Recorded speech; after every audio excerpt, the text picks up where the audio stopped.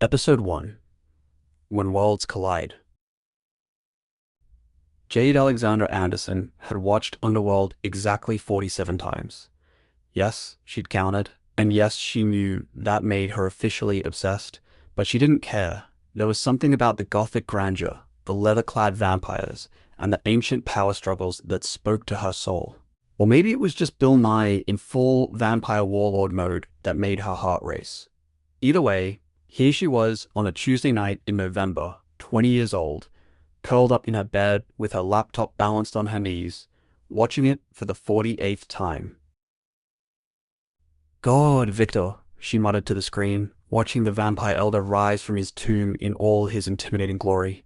"You can awaken in my bedroom any time." She laughed at herself, reaching for her can of cherry Coke on the nightstand. Her room was a shrine to her obsessions. Underworld posters covered one wall. Her bookshelf overflowed with urban fantasy novels. A collection of silver jewelry that she pretended was vampire-themed hung from a stand on her dresser. Her curly red hair, which she'd given up trying to tame years ago, was pulled into a messy bun on top of her head. At 5'1", she was used to being the smallest person in any room, but here in her sanctuary, surrounded by her things, she felt perfectly sized. The movie reached one of her favorite scenes. Victor, freshly awakened, standing in his full regalia, his voice like gravel and silk combined. She'd had a crush on this fictional character since she was 15, which her friends found hilarious and slightly concerning. "You need to date real guys," her best friend Melissa always said. "Real guys don't wear medieval armor and speak like Shakespeare wrote their dialogue," Jade would counter. She paused the movie to grab her phone, scrolling through TikTok for a moment before a strange sensation washed over her. The air in her room felt different, heavier, charged with something electric that made the hair on her arms stand up. Jade looked up from her phone and screamed. There was a man in her room. Not just any man. A massive figure in dark leather and armor, standing beside her closet door like he'd just stepped out of her laptop screen. For a moment, her brain couldn't process what she was seeing. It was impossible. Completely, utterly impossible. But there he stood, tall, easily over 6 feet, broad-shouldered, dark hair pulled back from a face that was both aristocratic and brutal, sharp cheekbones, a mouth set in a grim line, and those eyes, ice blue eyes that were currently scanning her room with the expression of a warlord surveying a battlefield he didn't recognize. Victor.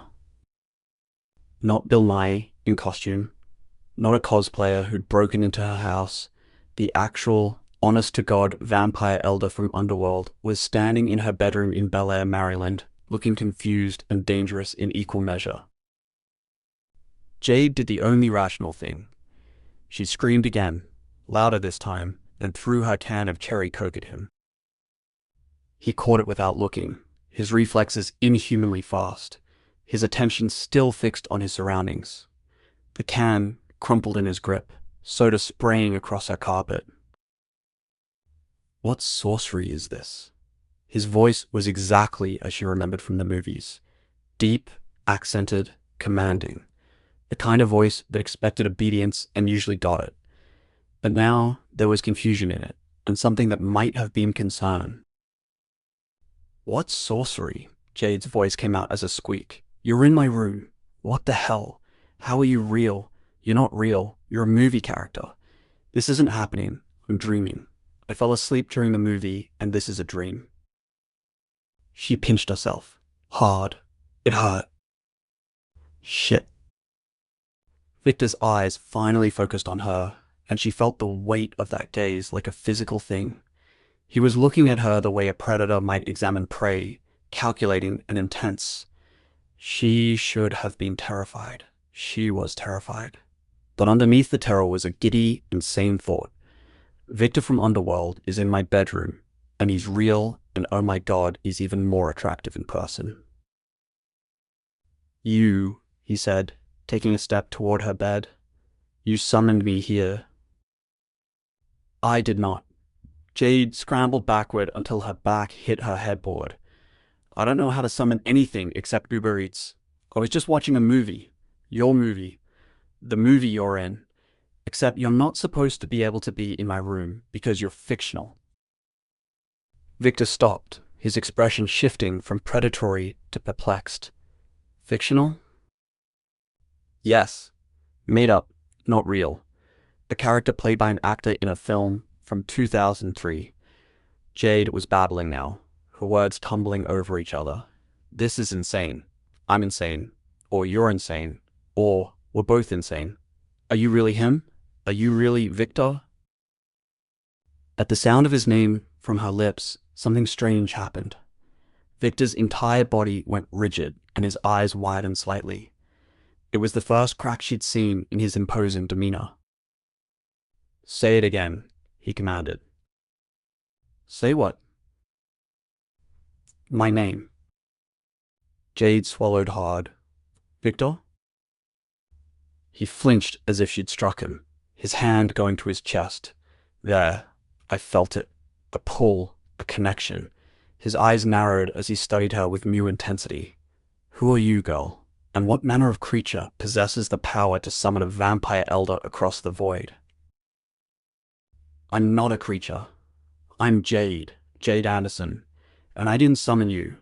I don't have powers. I'm a waitress at Applebee's. She was definitely battling now, but could anyone blame her? This is my bedroom in Maryland, and you're supposed to be in a fictional universe created by Len Wiseman and Kevin Grevioux, and I think I'm having a mental breakdown. Victor tilted his head, processing her words. Maryland, he repeated slowly. I know of no such realm. It's not a realm, it's a state. In America, on Earth, in the year 2025. Jade took a shaky breath, trying to calm down. Her psych professor had said that panic attacks could be managed with deep breathing. Of course, her psych professor had never covered what to do when fictional vampires manifested in your bedroom. 2025, Victor said flatly. The last I knew, it was the year of our Lord, 1202. Oh. Jesus Christ. Do not invoke his name, Victor said sharply, then paused. Though I suppose such superstitions no longer hold the power they once did. They stared at each other for a long moment. Jade, still pressed against her headboard in her oversized underworld t-shirt and pajama shorts. Victor, standing in her room in full vampire warlord regalia, looking like he'd stepped out of a medieval painting and was deeply unimpressed with modern interior design. This is real, Jade said quietly, more to herself than to him. You're really here. You're really real. I am as substantial as you are, girl. Though I confess, I know not how I came to be here. He looked down at his hands, flexing his fingers as if testing their reality. One moment I was in my chamber, preparing to enter my long slumber. The next, I felt a pull, a summons. Your voice, speaking my name, calling to something deep within my being. And then I was here, in this strange place, surrounded by objects I do not recognize. He gestured to her room, and Jade followed his gaze, trying to see it through his eyes. Her laptop, still playing the paused movie. Her phone, lighting up with a text from Melissa. Her string lights wound around her headboard. Her pop vinyl figures lined up on a shelf. To someone from 1202, it must look like alien technology. Okay, Jade said, forcing herself to think past the panic. Okay, let's say this is real. Let's say you're really Victor, and you've somehow been transported from your world into mine. We need to figure out how and why. A logical approach, Victor acknowledged, though I mislike being subject to forces I do not understand. In my time, I was one of the 3 most powerful beings in existence. To be rendered powerless, transported against my will, his jaw tightened. It is intolerable. Yeah, well, join the club. I'm 20 years old, and my biggest problem this morning was whether I could afford to pay my car insurance and still have money for groceries. Now I've got a vampire warlord in my bedroom, and I'm pretty sure I can't call 911 about this. What is 911? Never mind. Jade ran a hand through her curly hair, dislodging her bun. Red curls fell around her face in their usual chaotic fashion. This is insane. Completely insane. Victor took another step closer, and this time Jade didn't retreat. He moved with a predator's grace, silent despite his size and the armor he wore. When he reached the edge of her bed, he stopped, studying her face with unnerving intensity. "You are small," he observed. "I'm 5'1". It's a perfectly normal height for a woman. And young. I'm 20. Also perfectly normal for a 20-year-old. Your hair is the color of flame. It's called red. About 2% of the population has it. Look, can we focus on the bigger issue here, like how you're real and in my room, and apparently unable to get back to your own world?" Victor's expression darkened. "You think I wish to remain in this strange place? I am a vampire elder. I have responsibilities. Marcus and Amelia depend upon me to maintain the covenant. The Lycans must be kept in check. I cannot simply vanish from my post." "The Lycans aren't real either," Jade said, then paused. "At least, they weren't real. But you're real, so maybe they are real? Oh God, are there werewolves too? Please tell me werewolves aren't about to show up in my bedroom." "I know not what can or cannot manifest in this place," Victor said grimly, "but I sense no Lycan presence, only you." He reached out suddenly, and Jade flinched, but he didn't touch her. Instead, his hand hovered near her face, as if he could feel something emanating from her. "The connection is strongest when I am near you. When you spoke my name, I felt it here." He tapped his chest. "A tether. A bond." "I don't understand." "Nor do I." Victor lowered his hand. "But I begin to suspect that you are the key to my presence here, and perhaps the key to my return." Jade's heart was still racing, but the initial terror was fading, replaced by a surreal sense of wonder. This was Victor, the character she'd fantasized about for 5 years, the vampire she'd written embarrassing fan fiction about when she was 16, the face on the poster above her bed. And he was real, and he was here, and he was looking at her like she was a puzzle he needed to solve. "Think of my name," Victor said suddenly.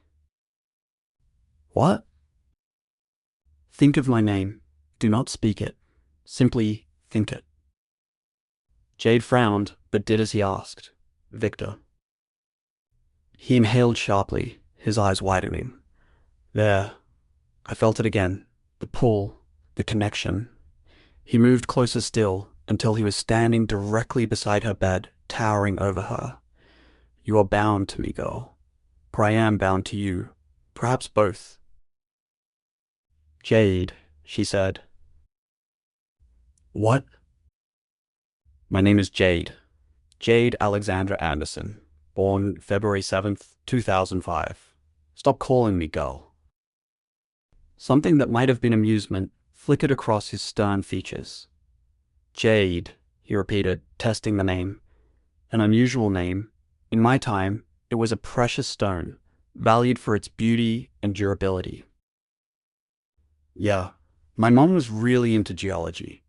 I have a sister named Amber and a brother named Jasper. We're like a rock collection." This time, Victor definitely almost smiled. It transformed his face, softening the harsh lines and making him look less like a terrifying warlord and more like a man, a devastatingly attractive man who was standing very close to her bed. Jade's brain finally caught up with the situation. She was sitting on her bed in her pajamas, talking to Victor from Underworld, who was real and apparently mystically connected to her. This was either the best or worst thing that had ever happened to her, and she hadn't decided which yet. "So, what do we do now?" she asked. Victor surveyed her room again. his expression thoughtful. I require information. I must understand this world I have been brought to, its dangers, its resources, its laws. I must determine if there are others of my kind here, or if I am alone. And I must discover the nature of this bond between us, and how it can be used to return me to my proper time and place. Okay, that's a lot, but I can help with the first part. Information about the modern world, I can do that. Jade grabbed her laptop, pulling up a new browser window. Welcome to 2025, Victor. Let me introduce you to Google. He leaned in, studying the glowing screen with suspicion. What manner of sorcery is this? It's called technology, and it's gonna blow your mind. Also, we should probably talk about the fact that you're a vampire and it's nighttime now, that the sun's gonna come up in about 7 hours, and I'm assuming you're still allergic to sunlight? Victor's expression darkened. The sun is my enemy, as it has always been. I will require shelter when day breaks. You can stay here, Jade heard herself say, then immediately questioned her sanity. I mean, where else are you gonna go? You don't know this world, you don't have any money, and you're wearing medieval armor in suburban Maryland. You'd get arrested, or worse. My parents are divorced, and my mom works night shifts as a nurse, so she won't be home until tomorrow evening. We have time to figure this out. You would shelter me? You are not afraid? Jade laughed, a slightly hysterical sound.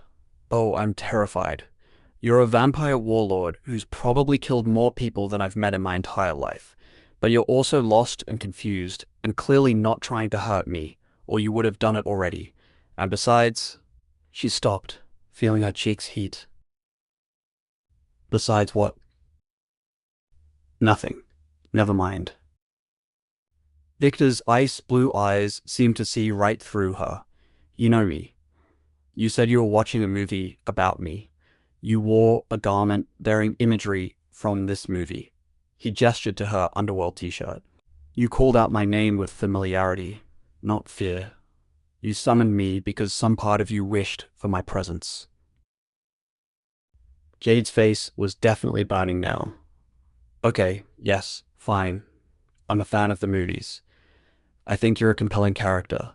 I may have had a tiny, insignificant crush on you since I was 15, but that was when you were fictional. This is completely different. Is it? Victor asked, and there was something almost amused in his tone now. You wished for me, and I appeared. There is a poetry to that, I think. There's insanity to that. This whole situation is insane. Perhaps. But insane or not, it is our reality now. Victor straightened, looking around her room once more. Very well, Jade Alexandra Anderson. I accept your offer of shelter. In exchange, I offer you my protection. Whatever forces brought me to this place, they have bound us together. I would see you come to no harm because of it. Protection from what? From whatever may come. I have lived for 8 centuries, girl, Jade. I have survived wars, plagues, betrayals, and the endless struggle between my kind and the Lycans. I know danger when I sense it, and there is something stirring in the air around us. Something that suggests our meeting is not mere chance, but destiny. Jade shivered, though the room wasn't cold. That's either really romantic or really ominous. Often, they are the same thing. They looked at each other for a long moment, and Jade felt something shift in the air between them. The initial shock was wearing off, replaced by a strange sense of rightness. This powerful, ancient creature was in her room, bound to her by forces neither of them understood. It should have been terrifying. It was terrifying. But it was also exhilarating in a way she'd never experienced before. Okay, she said finally. Okay, you can stay, but we need to establish some ground rules. First, no killing anyone. I don't care how much they annoy you. Murder is very illegal in 2025. I make no promises, but I will endeavor to restrain myself. That's not reassuring. Second, you have to listen to me about how this world works. Things are very different from 1202. We have laws, technology, social norms. You can't just go around acting like a medieval warlord. I am a medieval warlord. Yes, but you're a medieval warlord in modern Maryland, and that means adapting. Can you do that? Victor considered this, his expression unreadable. I have survived for 8 centuries by adapting to changing times, even while slumbering. I believe I can manage to navigate your modern world, given proper guidance. Good. Third, Jade paused, not sure how to phrase this. The mental connection thing. The bond. We need to understand it better. Can you read my thoughts? Can I read yours? I do not hear your thoughts clearly, only feel your presence. When you think of me, I am drawn to you. When you say my name, the pull is stronger. Beyond that, I sense your emotions faintly, like colors at the edge of my vision. Can you tell what I'm feeling now? Victor's eyes locked with hers. Fear, excitement, disbelief, and underneath it all, something warmer. Curiosity, perhaps, or possibility. He was right on all counts, which was both impressive and unsettling. What about you? Jade asked. What are you feeling? For the first time since appearing, Victor looked uncertain. Confusion, frustration at forces beyond my control. But also, he paused, as if surprised by his own words. Relief. Relief? I was preparing to enter my slumber. 200 years of darkness, of dreamless sleep, while others ruled in my stead. It is my duty, part of the covenant between the three elders. But I confess, the prospect held no appeal. To sleep while the world turns, to wake to find everything changed. He shook his head. And now, I find myself in a world more changed than I could have imagined, bound to a young woman with flame-colored hair and no fear in her heart. It is strange. It is unsettling. But it is not slumber. Jade found herself smiling. So you're saying being mysteriously transported to 2025 and tied to a random fangirl is better than a 200-year nap? I have yet to determine that, but it is certainly more interesting. A notification sound came from Jade's laptop, making Victor tense and drop into a fighting stance. His hand went to where a sword would normally hang, finding nothing but air. Relax, Jade said quickly. It's just my computer. It makes noise sometimes. It's not dangerous. Victor straightened slowly, looking embarrassed for the first time. I am unaccustomed to being startled. Welcome to the 21st century, where everything beeps and buzzes and talks to you without warning. You're going to love it. The notification was from Melissa. Girl, where are you? You promised to help me study for our sociology exam tomorrow. Tomorrow. Jade had completely forgotten about the exam. How was she supposed to study for sociology when there was a vampire in her bedroom? How was she supposed to go to class and pretend everything was normal when Victor was presumably going to be in her house, hiding from the sun? Problem? Victor asked, reading her expression. Just life. I'm in college. I have classes tomorrow. An exam I'm definitely not prepared for. And now I have to figure out how to balance being a student with, harboring a fictional character who's become real. You could abandon your studies. I require your full attention if I am to navigate this world. That's not how this works. I'm not dropping out of college because you showed up. My education is important. Victor studied her for a moment, then inclined his head slightly. You have spirit. I approve. Very well. We shall work around your studies. I am told I am adaptable. Told by whom? Told by whom? Myself. I tell myself this frequently. Jade laughed, surprised by the almost joke. Did you just make a joke? Do vampire elders make jokes? I have been known to display something resembling humor on rare occasions, usually before killing someone. Okay, that's less funny. Can we circle back to the no-killing rule? I already said I would endeavor to restrain myself. You cannot ask for more than that. Jade looked at him, really looked at him. He was still in full vampire regalia, leather and armor and aristocratic bearing. He looked like he belonged in a castle, not her small bedroom with its pop culture posters and string lights. But he was here, and he was real, and somehow she had to help him survive in a world he didn't understand. We should probably get you out of that armor, she said, then immediately regretted her phrasing as Victor raised an eyebrow. I mean, you can't wear that around the house. My mom will freak out if she sees you dressed like that. We need to find you normal clothes. These are my garments. They mark me as what I am. Yeah, then what you are is going to get you committed to a psychiatric hospital if anyone sees you. Trust me on this. We need to modernize your wardrobe. Victor looked down at himself, then back at Jade. I suppose adaptation begins with appearance. Exactly. My brother Jasper left some clothes here when he moved out. You're bigger than him, but we can make it work until we figure something else out. Jade slid off her bed, acutely aware that she was in her pajamas and barefoot, and Victor was watching her every movement with those intense blue eyes. The bathroom is across the hall. You can change there. She dug through her closet until she found the box of her brother's clothes. Jeans, a plain black t-shirt, a hoodie. It would have to do.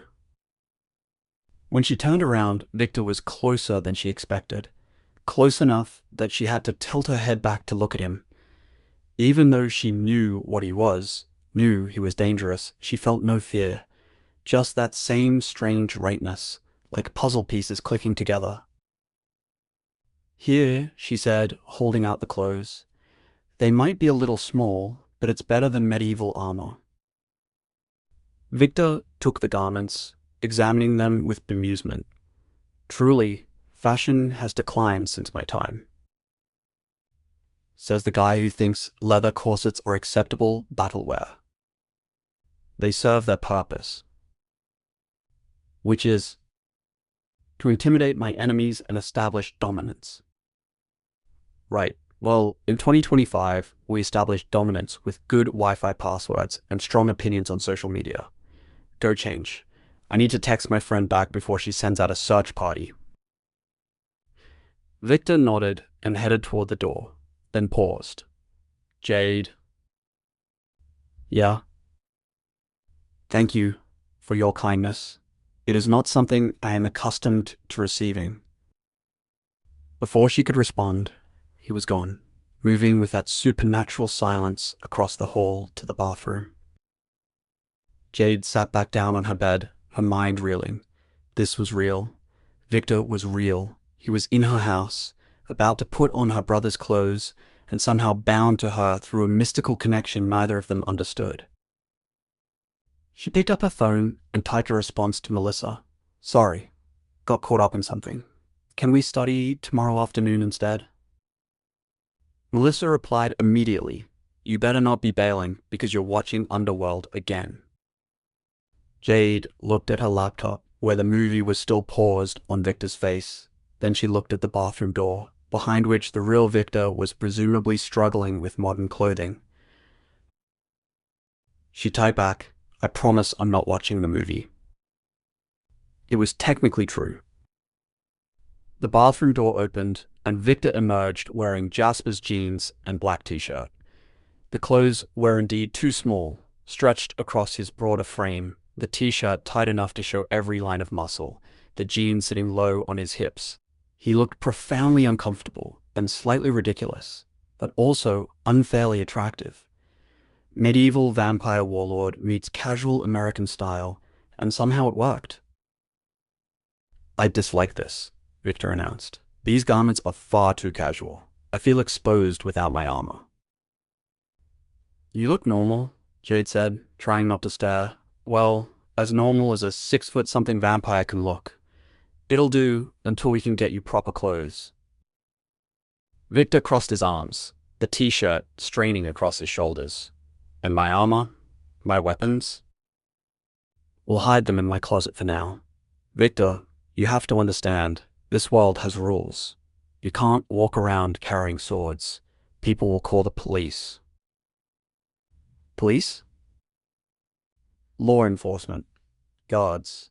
They're not going to care that you're a vampire elder if you're brandishing weapons in public. Victor looked genuinely offended. I do not brandish. I wield with precision and purpose. That's not better. Look, I know this is all overwhelming, but you're going to have to trust me. I know this world. You don't. Let me help you navigate it. They stared at each other, and Jade could almost see the internal struggle on Victor's face. He was a warlord, a ruler, someone accustomed to command. Taking direction from a 20-year-old girl in pajamas must have been galling. But finally, he nodded. Very well. I place myself in your care, Jade Anderson. Do not make me regret this decision. I'll do my best. Victor moved to her window, pulling back the curtain to look out at the neighborhood. Street lights illuminated rows of similar houses, cars parked in driveways, a world utterly unlike anything he'd known. This is a strange new world you inhabit, he said quietly. So much light, even in darkness. So many dwellings, packed together like cells in a hive. Where are the forests? The open lands? Suburbs, Jade explained, coming to stand beside him. Most people live in cities or neighborhoods like this now. The forests are still out there, but they're not what they used to be. We've built over most of the land. How many humans populate this world? About 8 billion. Victor turned to her sharply. 8 billion? Give or take. We've been busy in the last 800 years. And vampires? Lycans? As far as I know, they don't exist. Or they didn't until you showed up. You might be the only vampire in this entire world, Victor. He processed this information in silence, his expression unreadable. Alone, he finally said. I am alone here. No Marcus, no Amelia, no death dealers to command, no coven to rule. He turned back to the window. I am nothing here. No one. The defeat in his voice was unexpected from someone who always seemed so powerful. Jade found herself reaching out, her hand touching his arm before she could think better of it. You're not nothing, she said. You're Victor. That doesn't change just because you're in a different time and place, and you're not alone. You have me. He looked down at her hand on his arm, then up at her face. You know not what you offer. I am dangerous, Jade. I have killed countless men. I have waged wars. I am a monster by any measure. Maybe, but you're a monster who needs help figuring out how to use a smartphone. So right now, I'm more useful than scary. That almost smile returned. You are either very brave or very foolish. Probably both. It's kind of my thing. They stood like that for a moment, her hand on his arm, both of them looking out at the modern world that was so alien to him. The mental connection between them hummed like a live wire, present and persistent. I should let you rest, Victor said finally. You spoke of studies, of obligations tomorrow. You require sleep. What about you? Do vampires sleep? We rest, though we do not dream as mortals do. I will keep watch, learn what I can of this place. When the sun rises, I will require a dark space, away from windows.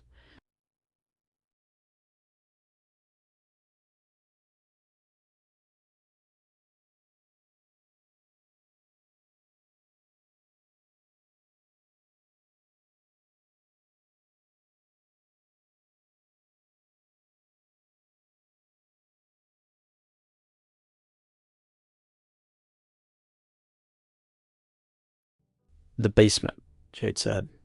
It's finished. No windows. You can rest there during the day. I'll make sure my mom doesn't go down there. You are very trusting. You're very lucky I'm a fan, or this conversation would be going very differently. Victor's expression shifted to something that might have been curiosity. This obsession of yours. You said you have watched a movie about me 48 times. You wear my image on your clothing. You speak my name with familiarity. What is it about me that captured your imagination?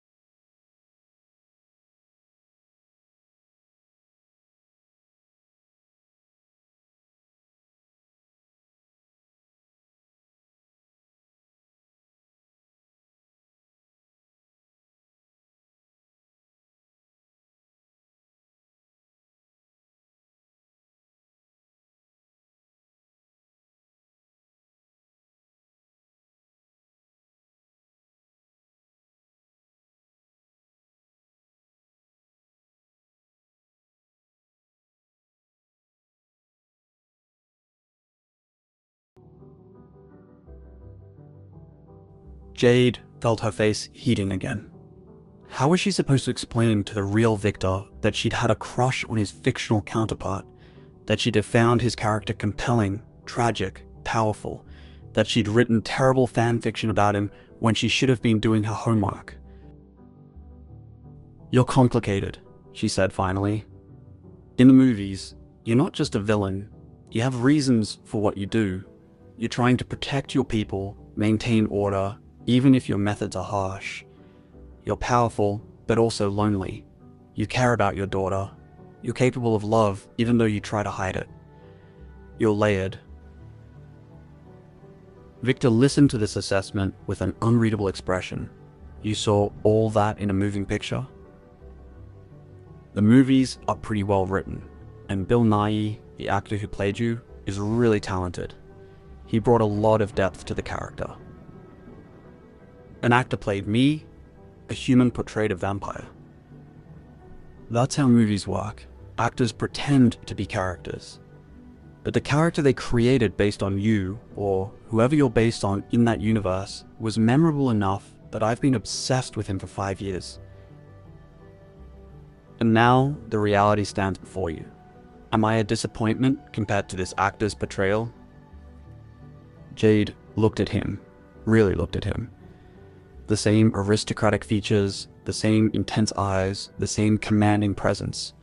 But more than that, he was real, solid, complicated in ways a movie character could never be. "No," she said honestly. "You're not a disappointment. You're just different. More real." "I am certainly that." A yawn escaped Jade before she could stop it. The adrenaline was wearing off, leaving exhaustion in its wake. "You should rest," Victor said again. "I will watch over you. No harm will come to you while I draw breath. I swear it." It should have been creepy, the idea of a vampire watching her sleep. Instead, it felt oddly comforting. "Okay," Jade said, "but tomorrow we figure this out. The bond, how you got here, how to survive in this world, all of it." "Agreed." Jade climbed back into bed, suddenly aware of how surreal this was. A few hours ago, her biggest concern was whether she could afford gas money. Now she was going to sleep while Victor from Underworld stood guard in her room. "Victor?" she said as she pulled the covers up. "Yes?" "I'm glad you're not a dream." In the darkness, she could just make out his silhouette by the window.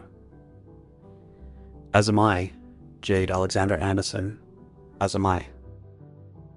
She closed her eyes, and despite everything, sleep came quickly. Her last conscious thought was of the mental connection between them, the invisible thread that bound her to this ancient, powerful creature who had somehow become her responsibility. Victor stood watch as promised, looking out at a world he didn't recognize, bound to a girl he'd just met by forces neither of them understood. alone in a strange time, separated from everything he knew, he should have felt lost. Instead, standing in Jade's room while she slept, he felt something he hadn't experienced in centuries. He felt found. And so it began. The vampire and the fangirl. The ancient warlord and the modern girl. Bound by blood and fate and a mysterious connection that neither of them could explain. This was only the first night. The real adventure was yet to come. End of episode 1.